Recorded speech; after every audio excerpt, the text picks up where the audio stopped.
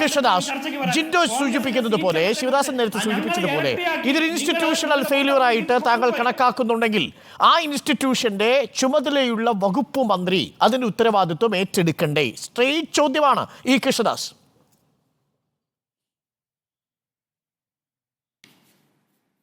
അല്ല, അദ്ദേഹം പറഞ്ഞല്ലോ, ഇതിനെ സംബന്ധിച്ച് സമഗ്രമായ അന്വേഷണം നടക്കണം. ഇതിനെ സംബന്ധിച്ച് ഒരു വളരെ വിശദമായ ഒരു പഠനം ഒരു കമ്മിറ്റി നടത്തണം.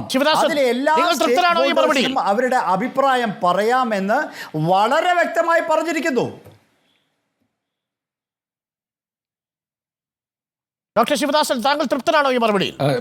അരുൺ, ഞാൻ ചോദിക്കുന്നൊരു കാര്യം ഇല്ല, എന്താ വെച്ചാൽ ഞാൻ ചോദിക്കുന്നൊരു കാര്യം, ഇത് രാജ്യത്തിൻ്റെ ആരോഗ്യ മേഖലയെ ആകെ ബാധിക്കുന്ന ഒരു പ്രശ്നമാണ്. രോഗം വന്നാൽ മരുന്ന് വേണം, മന്ത്രിച്ചൂതിയ വെള്ളം പോരാ എന്ന് കേരളത്തിലെയും രാജ്യത്തെയും ജനത ഒരു കാലത്ത് വിളിച്ച മുദ്രാവാക്യമാണ്. RSSന്റെ ശാഖയിൽ നിന്ന് കിട്ടിയിട്ടുള്ള തൃശ്ശൂലം എടുത്തിട്ട് പോയിട്ട് ഒരാളുടെ ഓപ്പറേഷൻ നടത്താൻ നിന്ന് കഴിഞ്ഞാൽ എന്തായിരിക്കും സ്ഥിതി?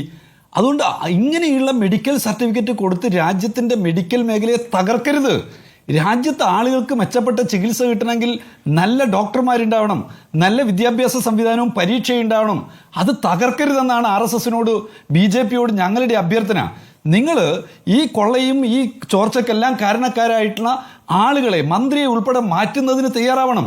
അങ്ങനെ നമ്മുടെ വിദ്യാഭ്യാസ മേഖലയെ, ആരോഗ്യ മേഖലയെ നല്ല നിലയിൽ കൊണ്ടുപോകാൻ ശ്രമിക്കും.